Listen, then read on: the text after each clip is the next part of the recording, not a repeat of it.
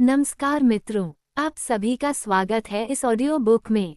मित्रों, आज हम सुनेंगे भूतनाथ उपन्यास भूतनाथ। लेखक बाबू देवकीनंदन खत्री। भाग 4। 3 पत्थर और भी अपने ठिकाने से हटाए गए और अब छोटे छोटे कई सुराख दिखाई देने लगे, मगर इस बात का निश्चय नहीं हुआ कि कोई दरवाजा भी निकल आवेगा। उन सुराखों से प्रभाकर सिंह ने गौर से दूसरी तरफ देखना शुरू किया। एक बहुत ही सुंदर घाटी नजर पड़ी और कई आदमी भी इधर उधर चलते फिरते नजर आए। ये वही घाटी थी जिसमें भूतनाथ रहता था, जहां जाते हुए यकायक प्रभाकर सिंह गायब हो गए थे और जहां इस समय गुलाब सिंह और इंदुमती मौजूद हैं। प्रभाकर सिंह ने उसे घाटी को देखा नहीं था, इसलिए बड़े गौर से उसकी सुंदरता को देखने लगे। उन्हें इस बात की क्या खबर थी कि यह भूतनाथ का स्थान है और इस समय इसी में इंदुमती विराज रही है। तभी इस समय उनके देखते ही देखते वह एक भारी आफत में फंसना चाहती है। प्रभाकर सिंह बराबर उद्योग कर रहे थे कि कदाचित पत्थरों के हिलाने हटाने से कोई दरवाजा निकल आए और साथ ही इसके घड़ी घड़ी उन सुराखों की राह से उस पार की तरफ देख भी लेते थे। इस बीच में उनकी निगाह यकायक इंदुमती पर पड़ी, जो पहाड़ की ऊंचाई पर से धीरे धीरे नीचे की तरफ उतर रही थी। बस फिर क्या था, उनका हाथ पत्थरों को हटाने के काम से रुक गया और वे बड़े गौर से उसकी तरफ देखने लगे। साथ ही इसके उन्हें इस बात का विश्वास हो गया कि यही भूतनाथ का वह स्थान है जहां हम इंदुमती के साथ आने वाले थे। थोड़ी ही देर में इंदु भी नीचे उतर आई और धीरे धीरे उस कुदरती बगीचे में सिंकते और अंत में एक पत्थर की चट्टान पर बैठ गई, जो प्रभाकर सिंह से होगी हुई उस तरफ बढ़ी जिधर प्रभाकर 50-60 कदम की दूरी पर।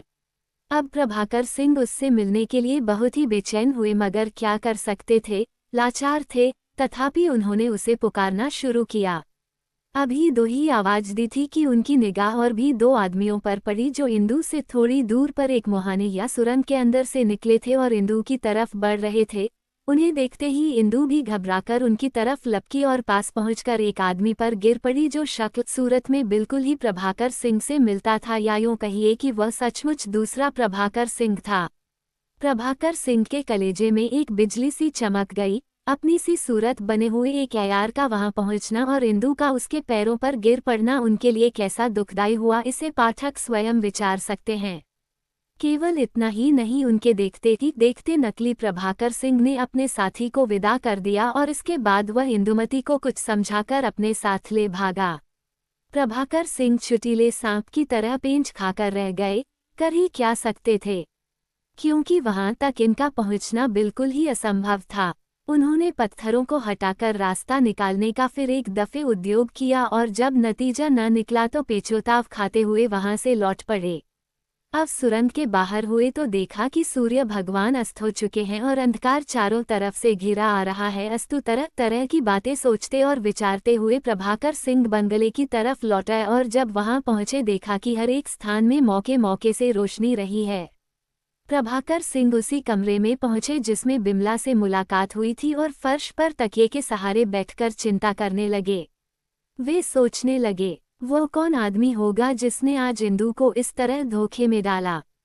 इंदु की बुद्धि पर भी कैसा पर्दा पड़ गया कि उसने उसे बिल्कुल नहीं पहचाना। पर वह पहचानती ही क्यों कर। एक तो वह स्वयं घबराई हुई थी, दूसरे संध्या होने के कारण कुछ अंधकार सा भी हो रहा था, तीसरे वह ठीक ठीक मेरी सूरत बनकर वहां पहुंचा भी था। मुझमें और उसमें कुछ भी फर्क नहीं था। कमबख्त पोशाक भी इसी ढंग की पहने हुए था। न मालूम इसका पता उसे कैसे लगा। नहीं, वो कोई आश्चर्य की बात नहीं है, क्योंकि इस समय भी मेरी पोशाक वैसी ही है जैसे हमेशा रहती थी। इससे मालूम होता है कि वह आदमी मेरे लिए कोई नया नहीं हो सकता। अस्तु जो हो, मगर इस समय इंदु मेरे हाथ से निकल गई। न मालूम अब उस बेचारी पर क्या आफत आवेगी। हाय, ये सब खराबी बिमला की बदौलत हुई। न वह मुझको बहका के यहाँ लाती और न ये नौबत पहुँचती। हाँ, ये भी संभव है कि यह कार्रवाई विमला ही ने की हो, क्योंकि अभी कई घंटे बीते हैं कि उसने मुझे लिखा भी था कि इंदु किसी आफत में फंसना चाहती है, उसकी मदद को जाती हूँ। शायद उसका मतलब इसी आफत से हो। क्या ये भी हो सकता है कि विमला ही ने ये ढंग रचा हो और उसी ने किसी आदमी को मेरी सूरत बनाकर इंदु को निकाल लाने के लिए भेजा हो। नहीं, अगर ऐसा होता तो वह ये न लिखती कि इंदु बहन बुरी आफत में पड़ना चाहती है। हाँ, ये हो सकता है कि इस होने वाली घटना का पहले से उसे पता लगा हो और इसी दुष्ट के कब्जे से इंदु को छुड़ाने के लिए वह गई हो।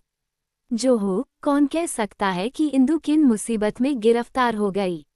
अफसोस इस बात का है कि मेरी आंखों के सामने ये सब कुछ हो गया और मैं कुछ न कर सका। उद्धरण चिन्ह। इसी तरह की बातें प्रभाकर सिंह को सोचते कई घंटे बीत गए, मगर इस बीच में कोई शांति दिलाने वाला वहां न पहुंचा। कई नौजवान लड़के जो बंगले के बाहर पहरे पर दिखाई दिए थे, इस समय उनका भी पता न था। दिन भर उन्होंने कुछ भोजन नहीं किया था, मगर भोजन करने की उन्हें कोई चिंता भी न थी। वे केवल इंदुमती की अवस्था और अपनी बेबसी पर विचार कर रहे थे। हाँ, कभी कभी इस बात पर भी उनका ध्यान जाता कि देखो, अभी तक किसी ने भी मेरी सुध न ली और न खाने पीने के लिए ही किसी ने पूछा। मैं तरह तरह के भयानक स्वप्न देखते रहे।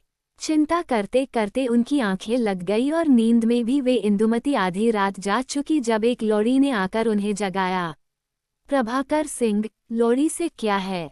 लौड़ी, मैं आपके लिए भोजन की सामग्री लाई। प्रभाकर सिंह, कहाँ है? लौड़ी, उंगली से इशारा करके उस कमरे में। प्रभाकर सिंह, मैं भोजन न करूंगा, जो कुछ लाई हो उठा ले जाओ। लौड़ी, मैं ही नहीं, कला जी भी आई हैं जो कि उस कमरे में बैठी आपका इंतजार कर रही हैं। कला का नाम सुनते ही प्रभाकर सिंह उठ बैठे और उस कमरे में गए जिसकी तरफ लौड़ी ने इशारा किया था। ये वही कमरा था जिसको दिन के समय प्रभाकर सिंह देख चुके थे और जिसमें नहाने धोने का सामान तथा जलपान के लिए भी कुछ रखा हुआ था। कमरे के अंदर पैर रखते ही कला पर उनकी निगाह पड़ी, जो एक कंबल पर बैठी हुई थी। प्रभाकर सिंह को देखते ही वो उठ खड़ी हुई और उसने बड़े आग्रह से उन्हें ये कंबल पर बैठाया जिसके आगे भोजन की सामग्री रखी हुई थी। बैठने के साथ ही प्रभाकर सिंह ने कहा, प्रभाकर सिंह, कला, आज तुम लोगों की बदौलत मुझे बड़ा ही दुख हुआ। कला, बैठकर सो क्या? प्रभाकर सिंह, चिढ़े हुए ढंग से मेरी आंखों के सामने से इंदु हर ली गई और मैं कुछ न कर सका। कला, ठीक है, आपने किसी सुरंग से यह हाल देखा होगा। प्रभाकर सिंह, सो तुमने कैसे जाना? कला, यहाँ 2 सुरंगें ऐसी हैं जिनके अंदर से भूतनाथ की घाटी बखूबी दिखाई देती है। उनमें से एक के अंदर के सुराख पत्थर के धोखों से मामूली ढंग से बंद किए हुए हैं और दूसरी के सुराख खुले हुए हैं, जिनकी राह से हम लोग बराबर भूतनाथ के घर का रंग ढंग देखा करती हैं। प्रभाकर सिंह, ठीक है, इत्तेफाक से मैं उसी सुरंग के अंदर पहुंच गया था जिसमें देखने के सुराख पत्थर के धोखों से बंद किए हुए थे। कला, जी हाँ, मगर हम लोगों को आपसे पहले इस बात की खबर लग चुकी थी। प्रभाकर सिंह, तब तुम लोगों ने क्या किया? कला, यही किया कि इंदु बहन को उस आफत से छुड़ा लिया। प्रभाकर सिंह, प्रसन्नता से, तो इंदु कहाँ है? कला, एक सुरक्षित और स्वतंत्र स्थान में। अब आप भोजन करते जाए और बातें किए जाए, नहीं तो मैं कुछ न कहूंगी, क्योंकि आप दिन भर के भूखे हैं, बल्कि ताज्जुब नहीं, दिन ही के भूखे हूँ। यहाँ जो कुछ खाने पीने का सामान पड़ा हुआ था उसके देखने से मालूम हुआ कि आपने दिन को भी कुछ नहीं खाया था। मजबूर होकर प्रभाकर सिंह ने भोजन करना आरंभ किया और साथ ही साथ बातचीत भी करने लगे। प्रभाकर सिंह, अच्छा, तो मैं इंदु को देखना चाहता हूँ। कला, जी नहीं, अभी देखने का न कीजिए, कल जैसा होगा देखा जाएगा, क्योंकि इस समय उसकी तबीयत खराब है, दुश्मनों के हाथ से चोट खा चुकी है। यद्यपि उसने बड़े साहस का काम किया और अपने तीरों से कई दुश्मनों को मार गिराया। इस खबर ने भी प्रभाकर सिंह की तरबुद में डाल दिया। वे इंदु को देखना चाहते थे और कला समझाती जाती थी कि अभी ऐसा करना अनुचित होगा और वैद्य की भी यही राय है। बड़ी मुश्किल से कला ने प्रभाकर सिंह को भोजन कराया और कल पुनः मिलने का वादा करके वहां से चली गई। प्रभाकर सिंह को इस बात का पता न लगा कि यह किस राह से आई थी और किस राह से चली गई। क्या हम कह सकते हैं कि प्रभाकर सिंह इंदु की तरफ से बेफिक्र हो गए? नहीं, कदापि नहीं। उन्हें कुछ ढांढस हो जाने पर भी कला की बातों पर पूरा विश्वास न हुआ। उनका दिल इस बात को कबूल नहीं करता था कि यदि कला और विमला दूर से या किसी छिपे ढंग से इंदु को दिखला देती तो कोई हर्ज होता। बात तो यह है कि कला तथा बिमला का इस तरह गुप्त रीति से आना जाना और रास्ते का पता न देना भी उन्हें बुरा मालूम होता था और उन लोगों पर विश्वास नहीं जमने देता था। हाँ, इस समय इतना जरूर हुआ कि उनकी विचार प्रणाली का पक्ष कुछ बदल गया और वे पुरानी चिंता के साथ ही साथ किसी और चिंता में भी निमग्न होने लगे। कई घंटे तक कुछ सोचने विचारने के बाद वे उठ खड़े हुए और दालानों, कमरों तथा कोठरियों में घूमने फिरने और टोल लगाने के साथ ही साथ दीवारों, आलों और अलमारियों पर भी निगाहें डालने लगे। पिछली रात का समय, इनके सिवाय कोई दूसरा आदमी बंगले के अंदर न होने के कारण सन्नाटा छाया हुआ था, मगर जहां तक देखने में आता था कमरों और कोठरियों में रोशनी जरूर हो रही थी। कमरों और कोठरियों में छोटी बड़ी अलमारियां देखने में आए, जिनमें से कई में तो ताला लगा हुआ था, कई बिना ताले की थी और कई में किवाड़ के पल्ले भी न थे। इन्हीं कोठरियों में से एक कोठरी ऐसी भी थी जिसमें अंधकार था, अर्थात चिराग नहीं जलता था। अतएव प्रभाकर सिंह ने चाहा कि इस कोठरी को भी अच्छी तरह देख लें। उसके पास वाली कोठरी में एक फर्शी शमादान जल रहा था, जिसे उन्होंने उठा लिया, मगर जब उस कोठरी के दरवाजे के पास पहुंचे तो अंदर से कुछ खटके की आवाज आई। वे ठमक गए और उस तरफ ध्यान देकर सुनने लगे। आदमी के पैरों की चाप सी मालूम हुई, जिससे गुमान हुआ कि कोई आदमी इसके अंदर जरूर है, मगर फिर कुछ मालूम न हुआ और प्रभाकर सिंह क्षमादान लिए हुए कोठरी के अंदर चले गए। और कोठरियों की तरह ये भी साफ सुथरी थी तथा जमीन पर एक मामूली फर्श बिछा हुआ था। हाँ, छोटी छोटी अलमारियां इसमें बहुत ज्यादा थीं, जिनमें से एक खुली हुई थी और उसका ताला उसकी कुंडी के साथ अड़ा हुआ था। वह सिर्फ एक ही ताली न थी, बल्कि तालियों का एक गुच्छा ही था। ये क्षमादान लिए हुए उस आमलारी के पास चले गए और उसका पल्ला तरह खोल दिया। उसमें 3 दर बने हुए थे, जिनमें से एक में हाथ की लिखी हुई किताबें थीं, दूसरे में कागज पर छोटे बड़े कई मुठे थे और तीसरे में लोहे की कई बड़ी बड़ी तालियां थीं और सबके साथ एक एक पुर्जा बंधा हुआ था। उन्होंने एक ताली उठाई और उसके साथ का पुर्जा खोलकर पड़ा और फिर ज्यों का त्यों उसी तरह करके रख दिया। इसके बाद दूसरी ताली का पुर्जा पड़ा और उसी तरह रख देने के बाद फिर क्रमशः सभी तालियां साथ वाले पुर्जे पर डाले और अंत में एक ताली पुर्जे सहित उठाकर अपनी जेब में रख ली। तालियों की जांच करने के बाद उन कागज मुठों पर हाथ डाला और घंटे भर तक अच्छी तरह देखने जांचने के बाद उसमें से भी 3 मुठे लेकर अपने लिए और फिर किताबों की जांच शुरू की। इसमें उनका समय बहुत ज्यादा लगा, मगर इनमें से कोई किताब ली नहीं। पास उस अलमारी की तरफ से निश्चिंत होने के बाद फिर उन्होंने किसी और अलमारी को जांचने या खोलने का इरादा नहीं किया। वे वहां से लौटे और क्षमादान जहां से उठाया था वहां रखकर अपने उसी कमरे में चले आए जहां आराम कर चुके थे। वहां भी वे ज्यादा देर तक नहीं ठहरे, सिर्फ अपने कपड़ों और हों की दुरुस्ती करके बंगले के बाहर निकले। आसमान की तरफ देखा तो मालूम हुआ कि रात बहुत कम बाकी है और आसमान पर पूरब तरफ सफेदी फैलना ही चाहती है। कुछ देर तक और ठहर जाना मुनासिब है, ये सोचकर वे इधर उधर घूमने और टहलने लगे।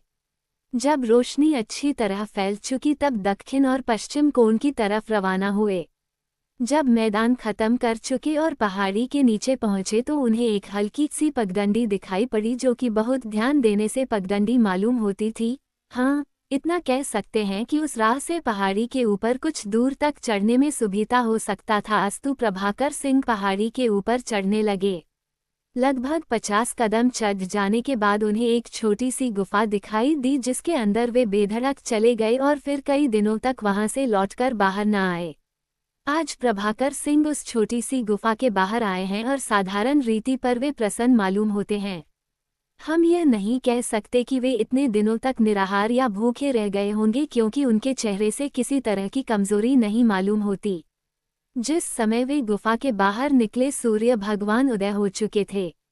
उन्होंने बंगले के अंदर जाना कदाचित उचित न जाना या इसकी कोई आवश्यकता न समझी हो। अस्तु वे उस सुंदर घाटी में प्रसन्नता के साथ चारों तरफ टहलने लगे। नहीं, हम ये भी नहीं कह सकते कि वे वास्तव में प्रसन्न थे, क्योंकि बीच बीच में उनके चेहरे पर गहरी उदासी छा जाती थी और वे एक लंबी सांस लेकर रह जाते थे। संभव है कि यह उदासी इंदुमती की जुदाई से संबंध रखती हो और वह प्रसन्नता किसी ऐसे लाभ के कारण हो जिसे उन्होंने उस गुफा के अंदर पाया हो। तो क्या उन्हें उस गुफा के अंदर कोई चीज मिली थी, या उस गुफा की राह से वे इस घाटी के बाहर हो गए थे, अथवा उन्हें किसी तिलिस्म का दरवाजा मिल गया जिसमें उन्होंने कई दिन बिता दिए। जो हो, बात कोई अनूठी जरूर है और घटना कुछ आश्चर्यजनक अवश्य है। बहुत देर तक इधर उधर घूमने के बाद वे एक पत्थर की सुंदर चट्टान पर बैठ गए और साथ ही किसी गंभीर चिंता में निमग्न हो गए। इसी समय इन्हें इंदुमती ने पहाड़ी के ऊपर से देखा था, मगर इस बात प्रभाकर सिंह को कुछ खबर न थी। बहुत देर तक चट्टान पर बैठे कुछ सोचने विचारने के बाद उन्होंने सर उठाया, इस नियत से बंगले की तरफ देखा कि चले उसके अंदर चलकर किसी और विष की टोह लगावें, परंतु समय बंगले के अंदर से आती हुई 3 औरतों पर उनकी निगाह पड़ी, जिनमें से एक इंदुमती, दूसरी बिमला और तीसरी कला थी। भी इन्हें देखते ही दीवानी सी होकर दौड़ी और प्रभाकर इंदुमती को देखते ही वे प्रसन्न होकर उठ खड़े हुए, इधर सिंह के पैरों पर गिर पड़ी। सकता प्रभाकर सिंह, इंदु को उठाकर आहा इंदे, समय तुझे देख मैं कितना प्रसन्न हुआ। ये कहने के लिए मेरे पास केवल एक ही जुबान है, अस्तु मैं कुछ कह। इंदुमती, नाथ, मुझे आपने धोखे में डाला। मुस्कुराती हुई, मुझे तो इस बात का गुमान भी न था कि आप मेरे साथ चलते हुए रास्ते में किसी चुलबुली औरत को देखकर अपने आपे से बाहर हो जाएंगे और मेरा साथ छोड़कर उसके साथ दौड़ पड़ेंगे। क्या इस विपत्ति के समय में मुझे अपने साथ लाकर ऐसा ही बर्ताव करना आपको उचित था? क्या आपकी उन प्रतिज्ञाओं का यही नमूना था?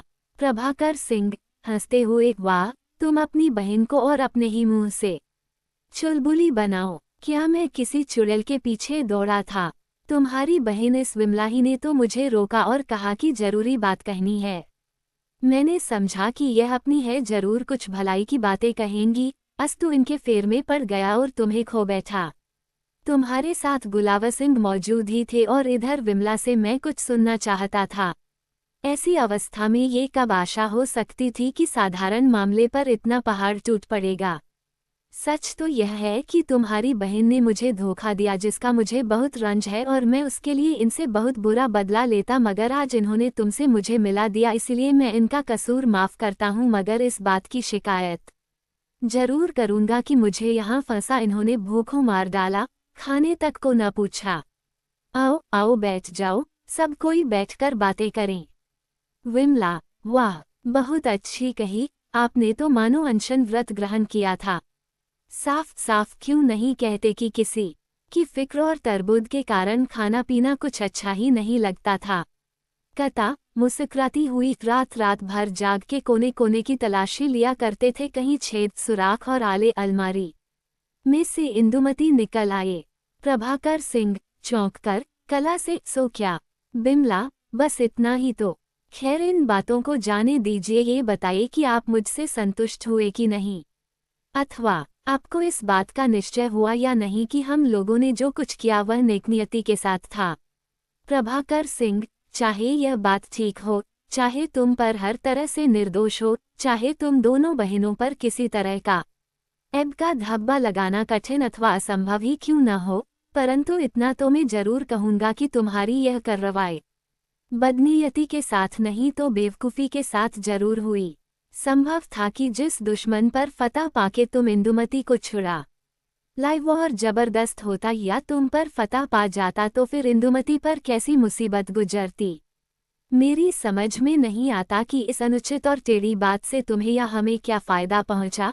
हाँ, इंदुमती जख्मी हुई, यह मुनाफा जरूर हुआ। जिस तरह तुमने मुझे बहकाया था उस तरह वहाँ यही समझा दिया होगा कि इंदुमती को साथ लेकर वहाँ से हट जाना मुनासिब है। तो बिमला, बात काटकर, नहीं नहीं, यदि मैं ऐसा करती तो आप मुझ पर गुलाब सिंह का साथ न छोड़ते, साथ ही इसके ये भी असंभव था कि समझाती, भूतनाथ के ऐबों को दिखाती अथवा उचित अनुचित बहस विश्वास न करते और भूतनाथ तथा पर मैं सविस्तार अपना हाल कहकर आपको, बल्कि इंदुमती, बात काटकर प्रभाकर सिंह से, खैर इन सब क्या फ़ायदा, जो कुछ हुआ सो हुआ, अब आगे के लिए सोचना चाहिए कि हम लोगों का कर्तव्य क्या क्या करना उचित होगा।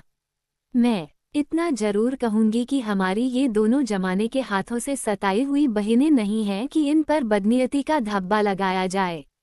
हाँ, यदि कुछ भूल समझी जाए तो वह बड़े बड़े बुद्धिमान लोगों से भी हो जाया करती है। साथ ही इसके ये भी मानना पड़ेगा कि गृहशाह के फेर में पड़े हुए कई आदमी एक साथ मिलकर मुसीबत के दिन काटना चाहे तो सहज में काट सकते हैं, बनिस्बत इसके कि वे सब अलग अलग होकर कोई कार्रवाई करें। आप ये सुन ही चुके हैं कि ये दोनों कला और बिमला किस तरह जमाने अथवा भूतनाथ के हाथों से सताई जा चुकी हैं, अस्तु हम लोगों का एक साथ रहना लाभदायक होगा। प्रभाकर सिंह, इंदु से तुम्हारा कहना कुछ कुछ जरूर ठीक है। मैं इस बात को पसंद करता हूँ कि तुम यहाँ रहो जब तक कि मैं अपने दुश्मनों पर फतह पाकर स्वतंत्र और निश्चिंत न हो जाऊं। मुझे इस बात की जरूर खुशी है कि तुम्हारे लिए एक अच्छा ठिकाना निकल आया है, मगर मैं हाथ पैर तुड़ाकर नहीं रह सकता इंदुमती, मगर आपको इन दोनों की मदद जरूर करनी चाहिए। प्रभाकर सिंह, इसके लिए मैं दिलोजान से तैयार हूँ, मगर अभी मैं भूतनाथ के साथ दुश्मनी न करूँगा जब तक कि अच्छी तरह जांच न लूँ और अपने दोस्त गुलाब सिंह से राय न मिला लूँ। विमला, कुछ घबराहट के साथ, तो क्या आप हम लोगों के बारे में गुलाब सिंह से कुछ जिक्र करेंगे? प्रभाकर सिंह, बेशक विमला, तब तो आप चौपट ही करेंगे क्योंकि गुलाब सिंह भूतनाथ का दोस्त है और उससे हमारा हाल जरूर कह देना। ऐतो अवस्था में मेरे मंसूबों पर बिल्कुल ही ताला पड़ जाएगा, बल्कि ताज्जुब नहीं कि सहज ही में इस दुनिया से लंबी सांस लेकर ऑफ। यदि मैं आपसे भलाई को आशा न करूं तो दुनिया में किससे कर सकती हूँ? वो कौन सा दरख्त है जिसके साए तले मैं बैठ सकता हूँ, और वो कौन सा मकान है जिसमें स्वतंत्र परू से रहकर जिंदगी बिता सकती है? एक इंद्रदेव जिन्होंने अपना हाथ मेरे सिर पर रखा है, और दूसरे आप जिनसे मैं भलाई की उम्मीद कर सकती है। यदि आप हो मेरो प्रतिज्ञा भंग करने के कारण हो जाएंगे तो हमारी रक्षा करने वाला और हमारे सतीत्व को बचाने वाला, हमारे धर्म का प्रतिपालन करने वाला और कुम्हलाई हुई शुभ मनोरथलता में जीवन संचार करने वाला और कौन होगा? मैं कसम खाकर कह सकता हूँ कि भूतनाथ कदापि आपके साथ भलाई न करेगा, चाहे गुलाब सिंह आपका दिली दोस्त हो और चाहे भूतनाथ गुलाब सिंह को इष्टदेव के तुल्य मानता हो। साथ ही इसके मैं डंके की चोट पर कह सकती हूँ कि यदि आप मुझे धर्म पथ से विचलित हुई पावें, यदि आपको मेरे निर्मल आंचल में किसी तरह का धब्बा दिखाई दे, और यदि जांच करने पर मैं झूठी साबित होऊं, तो आपको अख्तियार है और होगा कि मेरे साथ ऐसा बुरा सलूक करें जो कि अनपढ़, उजड़ और अधर्मी दुश्मन के किए भी न हो सके। बेशक आप मुझे। इतना कहते कहते बिमला का गला भर आया और उसकी आंखों से आंसू की धारा बह चली।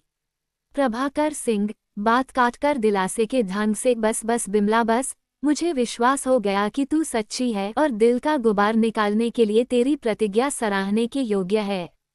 मैं शपथपूर्वक कहता हूँ, तेरे भेदों को तुझसे ज्यादा छिपाऊंगा और तेरी इच्छा के विरुद्ध कभी किसी पर प्रकट न करूंगा, चाहे वह मेरा कैसा ही प्यार क्यों न हो।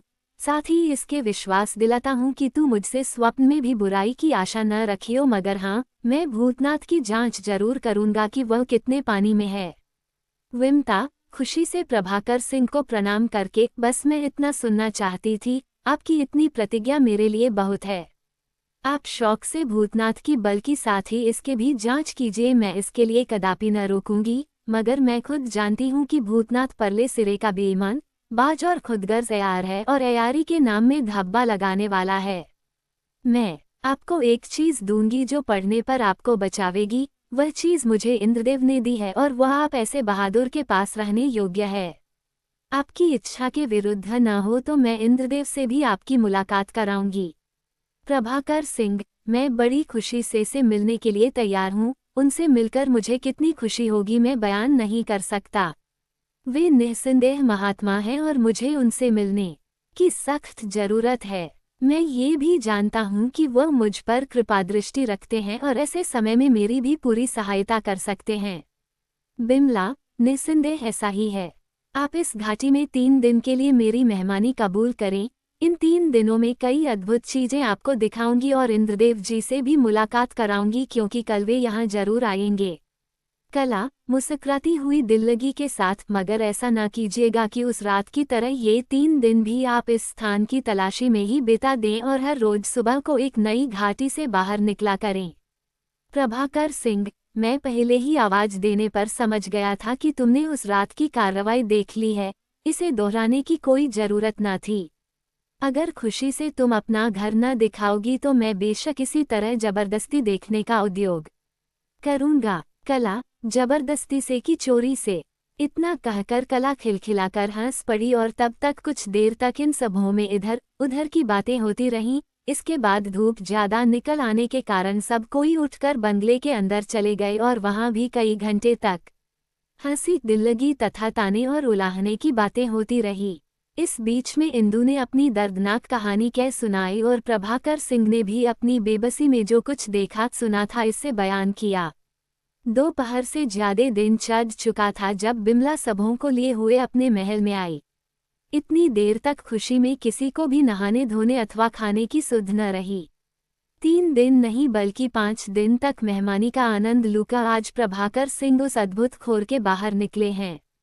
इन 5 दिनों के अंदर उन्होंने क्या क्या देखा सना, किस किस स्थान की सैर की, कस कस से मिले जुले, सो यहाँ पर कुछ भी न कहेंगे सिवाय इसके कि वेदमती को विमला और कला के पास गए हैं और इस काम से बहुत प्रसन्न भी हैं।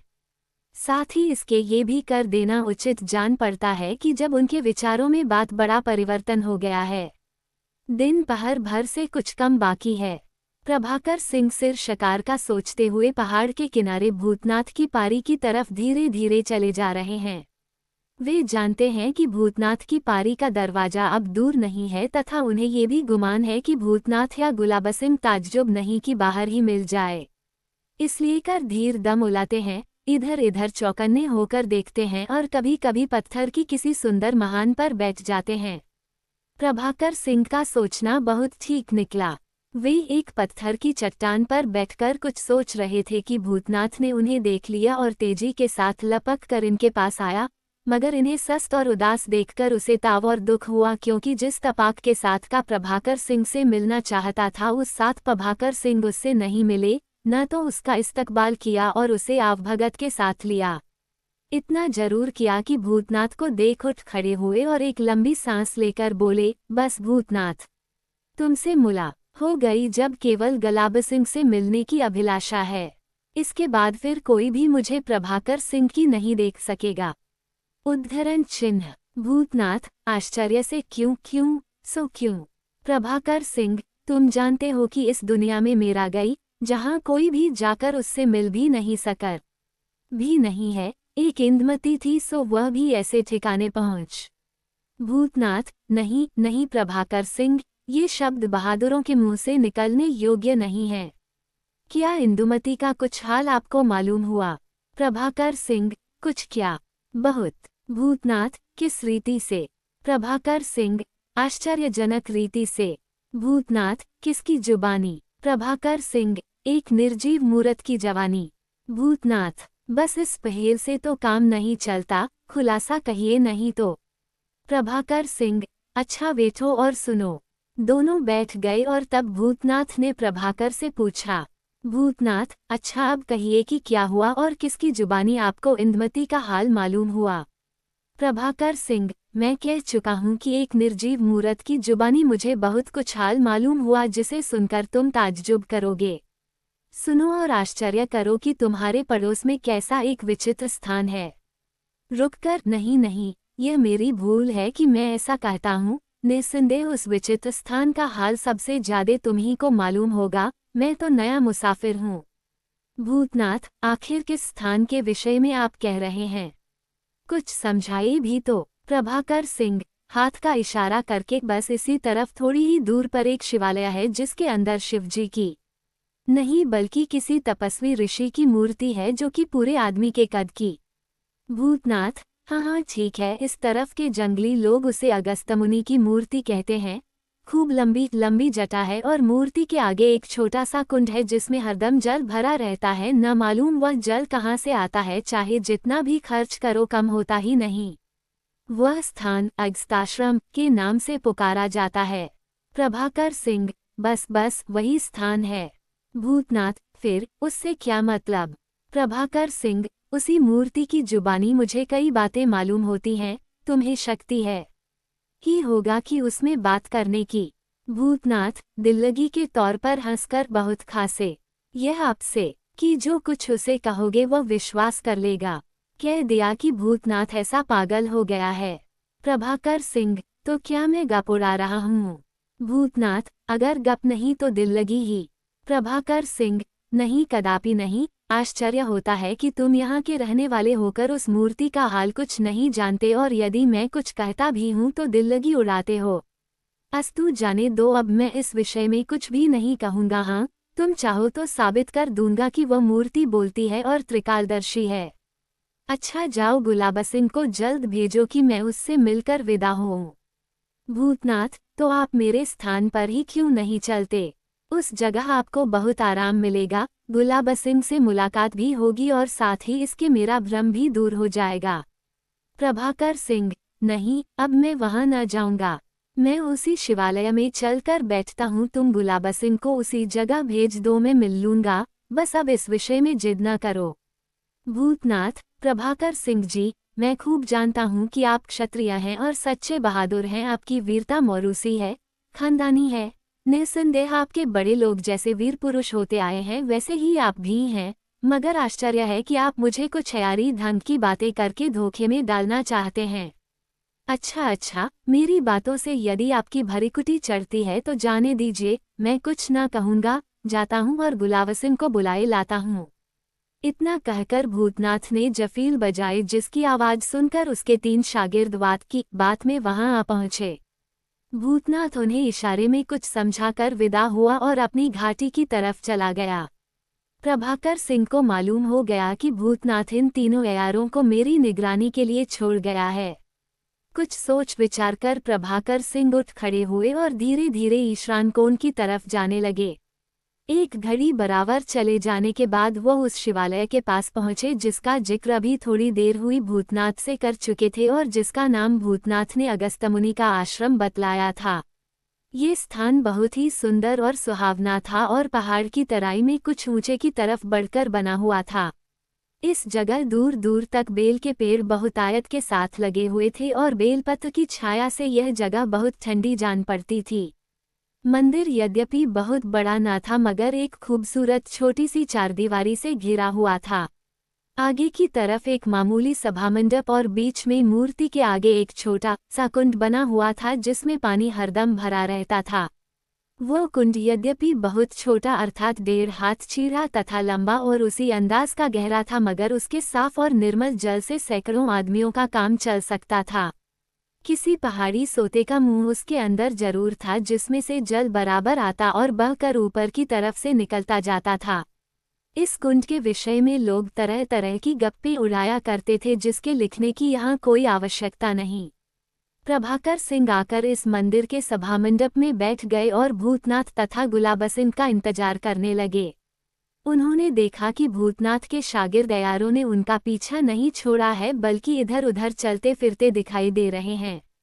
संध्या हुआ ही चाहती थी जब गुलाबसिंह को लिए भूतनाथ वहां आ पहुंचा। प्रभाकर सिंह बैठे उन दोनों का इंतजार कर रहे थे। प्रभाकर सिंह को देखकर गुलाबसिंह ने प्रसन्नता प्रकट 2-4 मामूली बातचीत के बाद कहा, भूतनाथ की जुबानी आपका हाल सुनकर मुझे बड़ा ही आश्चर्य हुआ। आपने भूतनाथ को ये समझाने की कोशिश की थी कि यह अगस्त्य मुनि की मूर्ति बोलती है और इसकी जुबानी आपको इंदुमती का बहुत कुछ हाल मालूम हुआ। प्रभाकर सिंह, निस्संदेह मेरा कहना केवल आश्चर्य बढ़ाने के लिए नहीं है बल्कि इस विषय पर विश्वास दिलाने के लिए है। अब तुम आ गए हो तो अपने से सुन लेना कि मूर्ति क्या कहती है। मुझे ये बात अकस्मात मालूम हुई।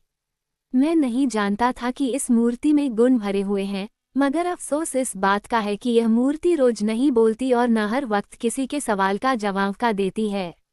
इसके बोलने का खास दिन मुकर्रर है जिसका ठीक हाल मुझे मालूम नहीं है, मगर इतना मैं जान गया हूँ कि बातचीत करते समय यह मूर्ति अंत में खुद बता देती है कि अब आगे किस दिन और किस समय बोलेगी। इसकी जुबानी सुनकर मैं कहता हूँ कि आज 11 घड़ी रात जाने के बाद यह मूर्ति पुनः बोलेगी और इसके बाद पुनः रविवार के दिन बातचीत करेगी। ईश्वर की लीला का किसी को भी अंत नहीं मिलता। मेरी अक्ल हैरान है और कुछ भी समझ में नहीं आता कि क्या मामला है। गुलाबसिंह, निस्संदेह यह आश्चर्य की बात है। खैर, अब जो कुछ होगा हम लोग देख ही सुन लेंगे, परंतु ये तो बताइए कि आप इस मूर्ति की जुबानी क्या क्या सुन चुके हैं। प्रभाकर सिंह, सो मैं अभी कुछ नहीं कहूँगा, थोड़ी ही देर की तो बात है, सब्र करो। समय आना ही चाहता है, जो कुछ पूछना हो खुद इस मूर्ति से पूछ लेना। तब तक मैं जरूरी कामों से निपटकर संध्योपासना में लगता हूँ, अगर उचित समझे तो आप लोग भी निपट लीजिए। भूतनाथ, मैं आपके लिए खाने पीने की सामग्री लेता आया हूँ। रात लगभग 11 घड़ी के जा चुकी है। भूतनाथ, गुलाब सिंह और प्रभाकर सिंह उत्कंठा के साथ उस अगस्त्यमुनि की मूर्ति की तरफ देख रहे हैं। एक आले पर मोमबत्ती जल रही है जिसकी रोशनी से उस मंदिर के अंदर की सभी चीजें दिखाई दे रही हैं। भूतनाथ और गुलाब सिंह का कलेजा उछल रहा है कि देखें अब यह मूर्ति क्या बोलती है। वकायक कुछ गाने की आवाज आई, ऐसा मालूम हुआ मानो मूर्ति गा रही है। सब कोई बड़े गौर से सुनने लगे। सबही दिन नाही बराबर जात, कबहू कला बला पुनि कबहू कबहू करी पछितात, कबहू राजा रंग पुनि कबहू ससी उगन दिखलात, पै करनी अपनी सब चाखें, फल बोए को खात, अनर्थ करम छिपे नहीं कबहू, अंत सबई खुल जात, सबही दिन नाही बराबर जात। इसके बाद मूर्ति इस तरह बोलने लगी, आहा, आज मैं अपने सामने किस किस को बैठा देख रहा हूँ। धर्मात्मा कैसे कहूँ, क्या संभव है कि भविष्य में भी यह धर्मात्मा। प्रभाकर सिंह, धर्मात्मा गुलाब सिंह, मैं अभी रहेगा, खैर जो कुछ होगा देखा जाएगा। हाँ, ये तीसरा मेरे सामने कौन था? वही गदाधर सिंह जिसने एकदम से अपनी काया पलट कर दी और एक सुंदर नाम को छोड़ भूतनाथ नाम से प्रसिद्ध होना पसंद किया। दुनिया में किसी पर विश्वास और भरोसा न करना चाहिए, किसी की मित्रता पर किसी को घमंड करना चाहिए। क्या दयाराम के स्वप्न में भी इस बात का गुमान रहा होगा मैं अपने दोस्त गदाधर सिंह के हाथ से मारा जाऊंगा? दोस्त ही नहीं बल्कि गुलाम और अयार गदाधर सिंह। उद्धरण चिन्ह। मूर्ति की यह बात सुनकर का कलेजा दहल उठा और गुलाब सिंह तथा प्रभाकर सिंह आश्चर्य के साथ भूतनाथ का मुंह देखने लगे। मूर्ति ने फिर इस तरह कहना शुरू किया, अफसोस, अपनी चूक का प्रायश्चित करना उचित न था कि ढंग बदलकर पुनः पाप में लिप्त होना। भूतनाथ, क्या तुम समझते हो कि इस दुष्कर्म का अच्छा फल पाओगे? क्या तुम समझते हो कि गुप्त रहकर पृथ्वी का आनंद लूटोगे? क्या तुम समझते हो कि बेईमान दारोगा से मिलकर स्वर्ग की संपत्ति लूटोगे और माया रानी की बदौलत कोई अनमोल पदार्थ बन जाओगे? नहीं नहीं, कदापि नहीं।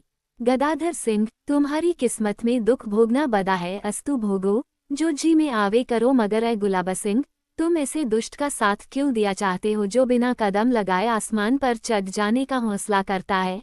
खुद गिरेगा और तुम्हें भी गिरावेगा। और ऐ प्रभाकर सिंह, तुम अब अपनी आंखों के आंसू पोंछ डालो, इंदुमती को बिल्कुल भूल जाओ, अपने कातर हृदय को ढांढस देकर वीरता का स्मरण करो, दुनिया में कुछ नाम पैदा करो। यदि तुम धर्म पथ पर दृढ़ता के साथ चलोगे तो मैं बराबर तुम्हारी सहायता करता रहूंगा। मैं तुम्हें सलाह देता हूँ कि तुम अवश्य उस पथ का अवलंबन करो जो मैं तुमसे उस दिन कह चुका हूँ। खबरदार, अपने भेद के मालिक आप बने रहो और किसी दूसरे को उसमें हिस्सेदार मत बनाओ। क्या तुम्हें मुझसे और कुछ पूछना है? इतना कहकर मूर्ति चुप हो गई और प्रभाकर सिंह ने उससे ये सवाल किया, प्रभाकर सिंह, मुझे ये पूछना है कि मैं किसी को अपना साथी बनाऊं या न बनाऊं? मूर्ति, बनाओ और अवश्य बनाओ। पहली बरसात के दिन एक आदमी से तुम्हारी मुलाकात होगी, उसे तुम अपना साथी बनाओगे तो शुभ होगा। अच्छा, और कुछ पूछोगे? भूतनाथ, अब मैं कुछ पूछूंगा। मूर्ति, पूछो, क्या पूछते हो? भूतनाथ, पहले ये बताओ कि अब तुम किस दिन और किस समय बोलोगे? मूर्ति, यदि तुम्हारी नीयत खराब न हुई और तुमने कोई उत्पात न मचाया तो इसी अमावस वाले दिन 16 घड़ी रात बीत जाने के बाद हम पुनः बोलेंगे। गुलाब सिंह, हमें भी कुछ पूछना है। मूर्ति, तुम्हारी बातों का जवाब आज नहीं मिल सकता। हाँ, यदि तुम चाहो तो आज के 18वें दिन इसी समय यहाँ आ सकते हो, परंतु अकेले। गुलाब सिंह, अच्छा, तो अब ये बताइए कि हम भूतनाथ के मेहमान बने रहें या? मूर्ति, नहीं, अगर अपनी भलाई चाहते हो तो दोपहर के अंदर भूतनाथ साथ छोड़ दो और प्रभाकर सिंह की आज्ञानुसार काम करो। बस अब कुछ मत पूछो।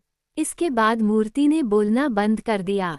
भूतनाथ, गुलाब सिंह और प्रभाकर सिंह ने कई तरह के सवाल किए मगर मूर्ति ने कुछ जवाब न दिया। अस्तु तीनों आदमी मंदिर के बाहर निकले और सभा मंडप में बैठकर यूं बातचीत करने लगे।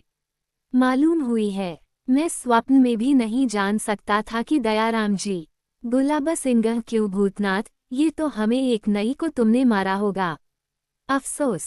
भूतनाथ, गुलाब सिंह, आश्चर्य की बात है कि तुम इतने बड़े होशियार होकर इस पत्थर की मूर्ति की बातों में फंस गए और जो कुछ उसने कहा उसे सच समझने लगे।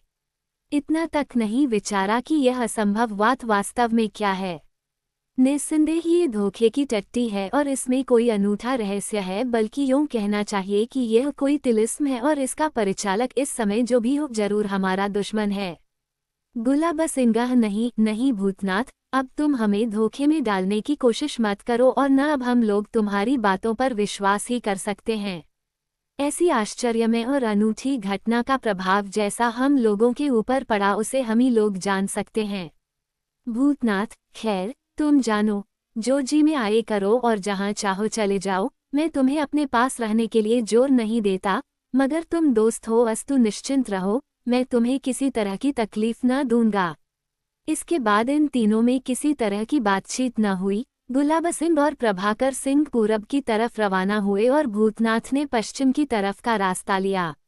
ऊपर लिखी वारदात के तीसरे दिन उसी अगस्ताश्रम के पास आधी रात के समय हम एक आदमी को टहलते हुए देखते हैं। हम नहीं कह सकते कि यह कौन तथा किस रंग ढंग का आदमी है।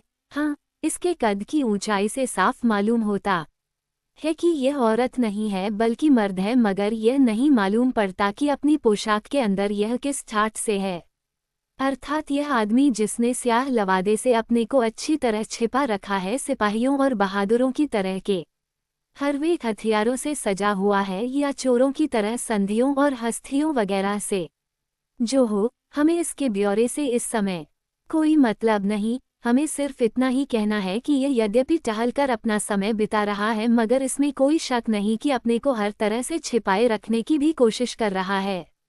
दिन का मुकाबला करने वाली चांदनी यद्यपि अच्छी तरह छिटकी हुई है, मगर उस अंधकार को दूर करने की शक्ति उसमें नहीं है जो इस समय पेड़ों के झुरमुट के अंदर पैदा हो रहा है और जिससे उस टहलने वाले व्यक्ति को अच्छी सहायता मिल रही है। अगस्ताश्रम की तरफ घड़ी घड़ी अटक कर देखने और आहट लेने से ये भी मालूम होता है कि वो किसी आने वाले की राह देख रहा है। इसे टहलते हुए घंटा भर से ज्यादा हो गया और तब इसने दो आदमियों को आते और अगस्ताश्रम की तरफ जाते देखा। ये दोनों कद के छोटे तथा ढाल तलवार तथा तीर कमान से सुसज्जित थे, मगर इनकी के बारे में हम इस समय किसी तरह की निंदा या प्रशंसा नहीं कर सकते। मालूम होता है कि वह टहलने वाला स्यापोश इन्हीं दोनों आदमियों का कर रहा था, क्योंकि जैसे ही वे दोनों अगस्ताश्रम की चारदीवारी के अंदर घुसे वैसे ही इसने उनका पीछा। उनके कुछ ही देर बाद ये स्यापोश भी चारदीवारी के अंदर जा पहुंचा, मगर वहां उन दोनों पर निगाह न। पहले इसने मंदिर के चारों तरफ की परिक्रमा की और उन दोनों को ढूंढा, और जब पता न लगा तब मंदिर अंदर पैर रखा, मगर वहां भी कोई न था। हम पहले कह आए हैं कि यह मंदिर बहुत छोटा करना बेशक पागलपन समझा जा सकता है। तरह खोज डाला यहाँ तक कि उस छोटे से साधारण था, अतः इसके अंदर किसी को खोजने में विलंब। स्यापोश ने इसका कुछ भी विचार न किया और खूब अच्छी में भी तलवार डालकर जांच लिया, जिसमें हरदम पानी भरा रहता था। उस स्यापोश को बड़ा जी ताज्जुब हुआ और आश्चर्य के साथ सोचने लगा, वे दोनों आदमी कहाँ गायब हो गए। इस छोटे से मंदिर में किसी तरह छिप नहीं सकते। इसके अतिरिक्त वहां विशेष अंधकार भी नहीं है, क्योंकि सभा मंडप में चंद्रमा की चांदनी जो आड़ होकर पहुंच रही है, उसकी चमक से मंदिर के अंदर का अंधकार भी इस योग्य नहीं रह गया है कि अपनी स्याह चादर के अंदर भी किसी को छिपा सके। अस्तु यही कहना पड़ता है कि यहाँ की जमीन उन दोनों को खा गई। जो हो, इसमें कोई संदेह नहीं कि यह मंदिर मेरे दुश्मन का मुंह है। खैर कोई चिंता नहीं, अब मैं बाहर चलता हूँ, क्योंकि गर्मी से जी व्याकुल हो रहा है। इस पर भारी पोशाक ने और भी तंग कर रखा है।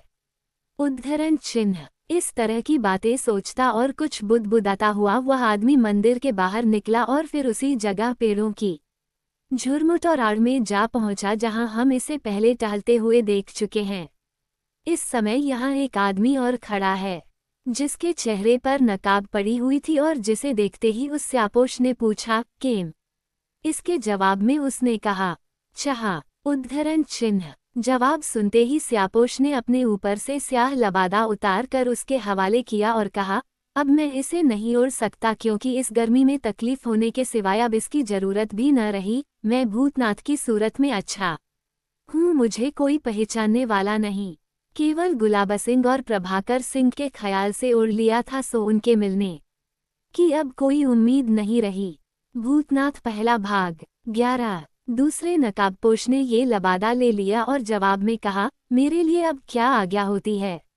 उद्धरण चिन्ह। पाठक अब समझ गए हो ये स्यापोश वास्तव में भूतनाथ है। अस्तु उसने अपने साथी नकाबपोश से कहा, तुम्हारी यहाँ कोई जरूरत नहीं रही, तुम जाओ, जो कुछ मैं पहले हुक्म दे चुका हूँ उसी के अनुसार काम करो। मैं जब यहाँ से जल्दी नहीं टल सकता क्योंकि इस मंदिर ने मुझे अपने जाल में फंसा लिया है। नकाबपोश चला गया और भूतनाथ फिर उसी अंधकार में टहलने लगा। कुछ देर बाद उस मंदिर में अंदर से दो आदमी बाहर निकले और दक्षिण की तरफ चल पड़े।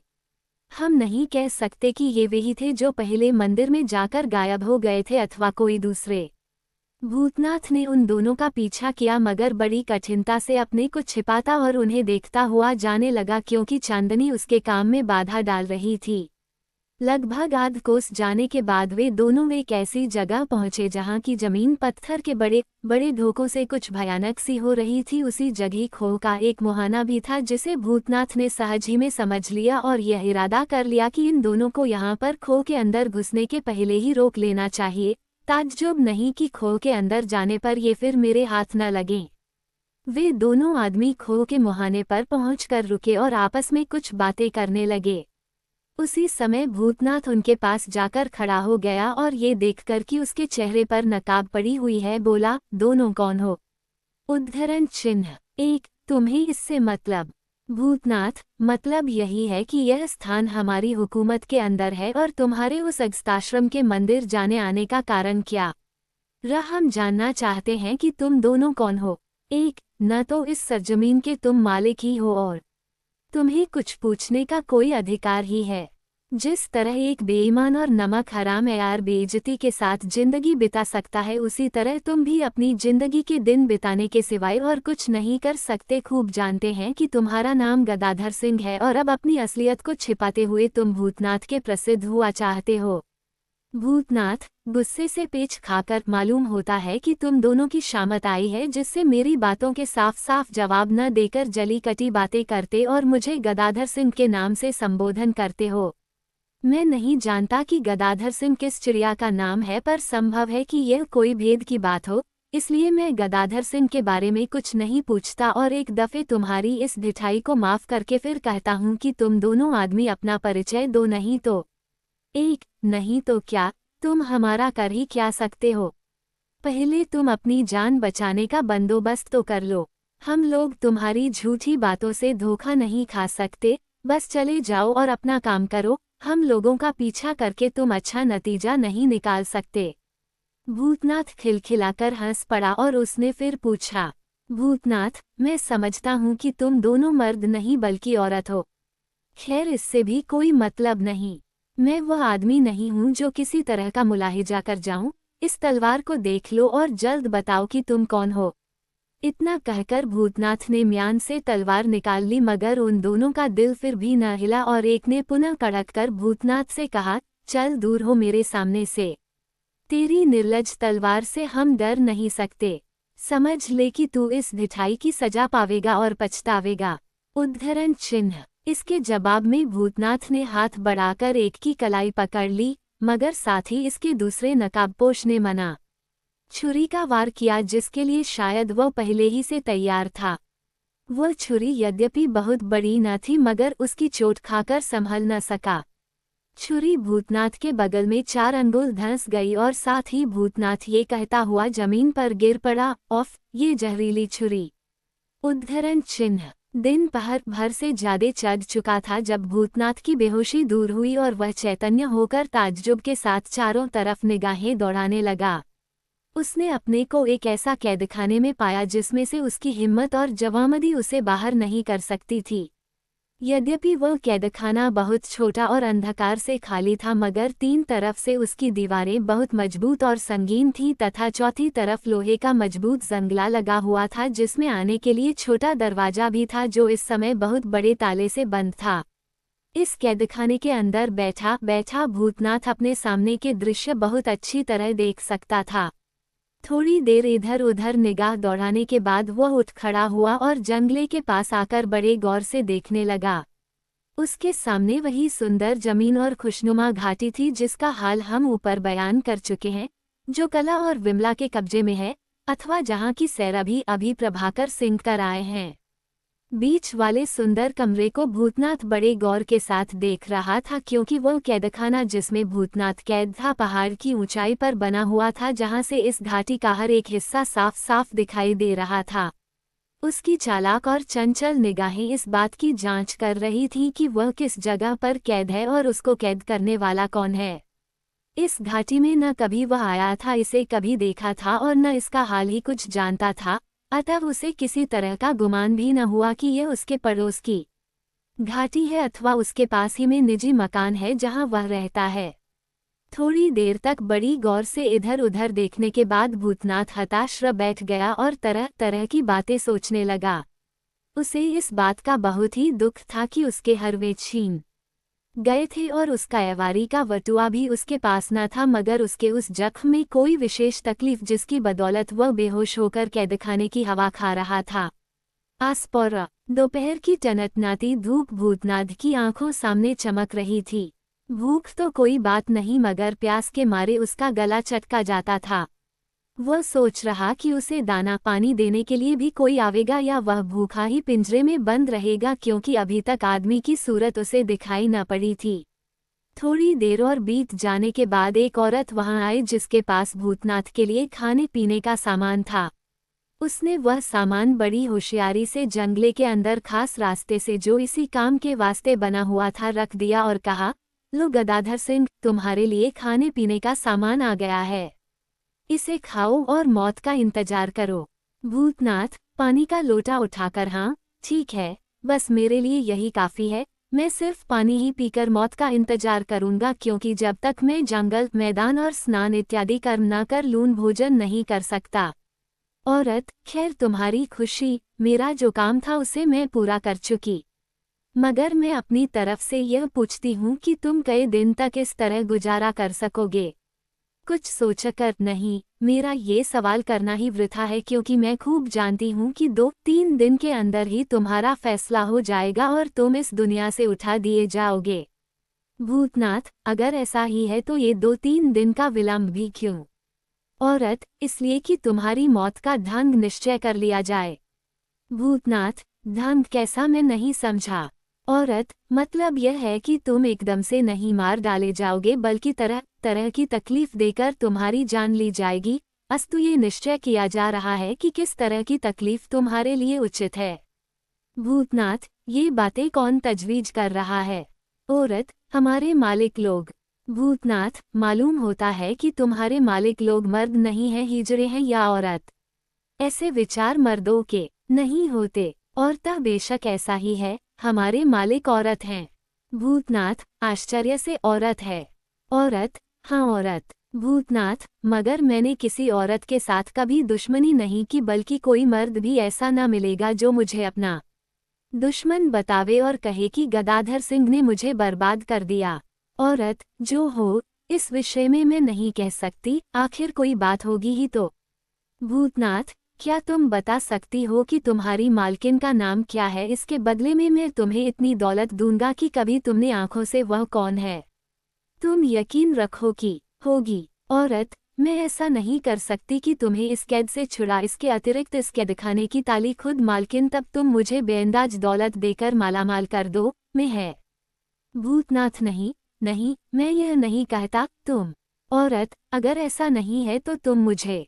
भूतनाथ, मेरे मकान में जो कुछ दौलत है उसका तो कोई ठिकाना ही नहीं, मगर मेरे पास ही हरदम बटुए में 2-4 लाख रुपए की जमा मौजूद रहती है। तुम कह सकती हो कि इस समय तो तुम्हारे पास तुम्हारा बटुआ भी नहीं है। औरत, हाँ हाँ, मैं यही कहने वाली थी, बल्कि यह भी समझ रखना चाहिए कि इस समय वह बटुआ जिसके कब्जे में होगा उसने वह रकम भी जरूर निकाल ली होगी। भूतनाथ बनावटी हंसी के साथ, नहीं नहीं, इसका तो तुम गुमान ही न करो कि वह रकम निकाली गई होगी, क्योंकि उसके कोई जवाहिरात की डिबिया नहीं है या कोई ऐसी चीज नहीं है जिसे कोई देखते ही दौलत समझ ले, बल्कि उस बटुए में कोई ऐसी चीज है जिसे मेरे सिवाय कोई बता नहीं सकता कि ये दौलत है, और जो किसी अनजान की निगाह में बिल्कुल रद्दी चीज है। बल्कि यूँ समझो कि जहाँ वह दौलत रखी हुई है वहाँ की ताली उस बटुए में है, जिसकी कलई मेरे सिवाय कोई खोल नहीं सकता और न मेरे बताए बिना कोई पा ही सकता है। वह दौलत जो लगभग 4-5 लाख रुपए की होगी, मैं सिर्फ इतने ही काम के बदले में दे देना चाहता हूँ कि मेरा बटुआ मुझे ला दिया जाए और बता दिया जाए ये स्थान किसका है और मैं किसका कैदी हूँ। मैं समझता हूँ कि मैं जरूर मार ही डाला जाऊंगा। अस्तु ऐसी अवस्था में अगर वह दौलत किसी नेक, रहमदिल और गरीब के काम आ जाए तो इससे बढ़कर खुशी की बात और क्या हो सकती है। आहा, दुनिया में रुपया भी एक अजीब चीज है। इसकी आँच को सह जाना हंसी खेल नहीं है। इसे देखकर जिसके मुंह इस कैदखाने से बाहर कर दो, काम के लिए और कहाँ से दौलत दे सकते हो। में पानी न भर आवे समझ लो कि वो पूरा महात्मा है, पूरा तपस्वी है और सचमुच का देवता है। इस कमबख्त की बदौलत बड़े बड़े घर सत्यानाश हो जाते हैं, भाई भाई में बिगाड़ हो जाता है, दोस्तों की दोस्ती में बट्टा लग जाता है, जोरू और खसम का रिश्ता कच्चे धागे से भी ज्यादा कमजोर होकर टूट जाता है, और ईमानदारी की साफ और सफ़ेद चादर में ऐसा धब्बा लग जाता है जो किसी तरह छुड़ाए नहीं छूटता। इसे देखकर जो धोखे में न पड़ा, इसे देखकर जिसका ईमान न टला, और इसे जिसने हाथ पैर का मैल समझा, बेशक कहना पड़ेगा कि उस पर ईश्वर की कृपा है और वही मुक्ति का वास्तविक पात्र है। इसकी आँच के सामने एक लौड़ी का दिल भला कब तक कड़ा रह सकता था। यद्यपि उस औरत ने अपने चेहरे के उतार चढ़ाव को बहुत संभाला, फिर भी भूतनाथ जान ही गया कि यह लालच के फंदे में फंस गई। भूतनाथ, सच तो यूं है कि उस दौलत को मैं बहुत ही सस्ते दाम में बल्कि मुफ्त मोल बेच रहा हूँ। अब भी अगर तुम ना खरीदो तो मैं जोर देकर कहूँगा कि तुमसे बढ़कर बदनसीब इस दुनिया में दूसरा कोई नहीं है। क्या वह दौलत कम है? क्या उसे पाकर फिर भी किसी को नौकरी की जरूरत रह सकती है? क्या उसकी बदौलत सुख का सामान इकट्ठा होने में किसी तरह की त्रुटि हो सकती है? बिल्कुल नहीं। फिर सोच विचार करना क्यों और विलंब कैसा? केवल हमारा अयारी का बटवाला देना और बता देना कि मैं किसका कैदी हूँ और इस स्थान का मालिक कौन है। सिर्फ इतने ही के बदले में अभी अभी वह रकम तुम्हें मिल सकती है, सो भी ऐसी कि उसे कोई छीन भी न सकेगा। औरत, तुम यकीन जानो कि मैं एक अमीर की लौड़ी हूँ। मेरी मालकिन बेअंदाज दौलत लुटाने वाली है और उसकी बदौलत मुझे किसी बात की परवाह नहीं है। भूतनाथ, बात काटकर मगर लौंडीपन का तौक गले में जरूर हुआ है। स्वतंत्र नहीं, लापरवाह और बेफिक्र नहीं। औरत, हाँ ये सच है, मगर उनकी नौकरी मुझे गढ़ाती नहीं और वे मुझसे बहिनापे का सा बर्ताव करती हैं। मगर फिर भी तुम खुशी से दोगे तो मैं उस दौलत को जरूर लेकिन सिर्फ ऐसी अवस्था में जबकि मुझ पर नमकहरामी का धब्बा न लग सके। ग्रंथकर्ता, सत्यवचन, नमकहराम भला भी कोई बात है? भूतनाथ, नहीं नहीं, तुम पर का धब्बा नहीं लग सकेगा और तुम्हारी मालकिन का भी कुछ नुकसान नहीं होगा, क्योंकि मैं इस कैदखाने से छूटकर भाग नहीं जाना चाहता। केवल इतना ही जानना चाहता हूँ कि मैं किसकी कैद में हूँ और अपना बटुआ केवल इतने ही के लिए मांगता हूँ कि उस खजाने की ताली निकालकर तुम्हें दे दूँ और तुम्हें बता दूँ कि वह खजाना कहाँ है। औरत, अच्छा पहले मैं बटुआ लाकर तुम्हें दे दूँ, तब पीछे बता दूंगी कि तुम किसके कैदी हो। सब्र करो और दिन बीत जाने दो। देखो वह दूसरी लौड़ी आती है, अब मैं विदा होती हूँ। इतना कहकर वह लौड़ी भूतनाथ के दिल में खुशी और उम्मीद का पौधा जमाकर चली गई। भूतनाथ बड़ा ही कट्टर और दुख सुख बर्दाश्त करने वाला अयार था। कठिन से कठिन समय आ पड़ने पर भी उसकी हिम्मत टूटती न थी और वह अपनी कार्रवाई से बाज नहीं आता था। खाने पीने का सामान जो कुछ उसके सामने आ गया था उसमें से पानी के सिवाय बाकी सब कुछ ज्यों का त्यों पड़ा रह गया। भूतनाथ को सिर्फ इस बात का इंतजार था कि दिन बीते, अंधेरा हो और वह लौड़ी आवे। इस बीच में बारी बारी से 8-10 लौंडियां उसके पास आईं उन्होंने तरह तरह की बातें की और खाने के लिए समझाया, बल्कि यह तक कहा कि तुम्हारे मैदान जाने और नहाने का भी सामान किया जा सकता है। मगर भूतनाथ ने कुछ भी न माना, बल्कि उनकी बातों का जवाब तक न दिया और वे सब निराश होकर लौटती गईं। दिन बीत गया, संध्या हुई और अंधकार ने अपना दखल जमाना शुरू किया। 2 घंटे रात जाते जाते तक निशादेवी का शून्यमय राज्य हो गया। उस कैदखाने के पास जिसमें भूतनाथ बंद था, पेड़ों की बहुतायत होने के कारण इतना अंधकार था कि किसी का आना जाना दूर से मालूम नहीं हो सकता था। भूतनाथ जंगले का सीखचा पकड़े हुए खड़ा कुछ सोच रहा था कि वही लोरी जिसके ऊपर भूतनाथ का मोहिनी मंत्र चल चुका था और जो लालच के सुनहरे जंगले के सुराख से हाथ बढ़ाकर धीरे से बोली, लो गदाधर सिंह, ये तुम्हारा बटुआ हाजिर है। इसके लिए मुझे बहुत तकलीफ उठानी पड़ी। भूतनाथ, बेशक हमारा और तुम्हारा दोनों का काम चल गया।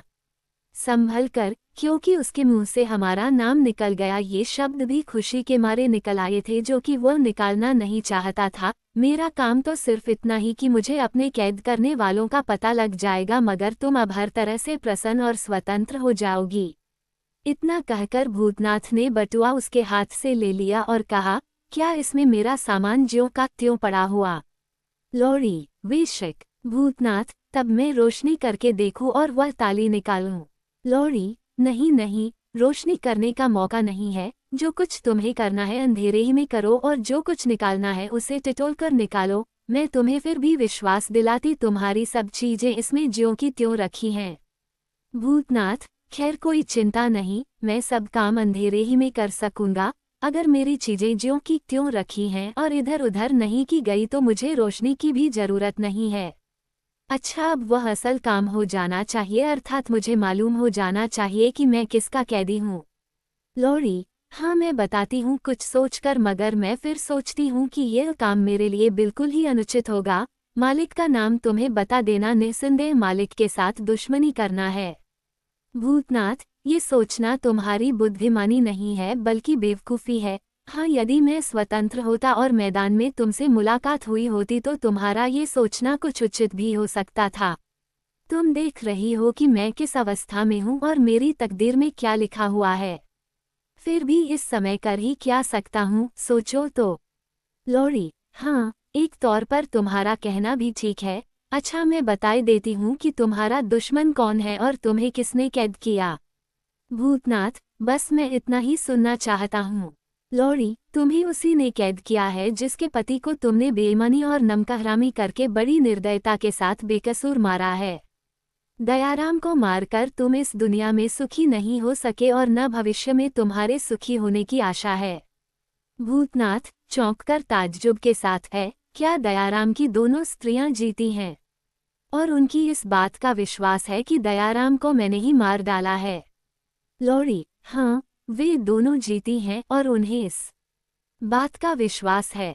भूतनाथ, मगर यह बात सच नहीं है। अपने प्यारे मित्र दयाराम को मैंने नहीं मारा बल्कि किसी दूसरे ही ने मारा है। लौड़ी, खैर इन बातों से तो मुझे कोई संबंध नहीं। मैं तो लौड़ी ठहरी, जो कुछ सुनती हूँ वही जानती हूँ। साथियों, इस ऑडियो बुक में बस इतना ही। धन्यवाद।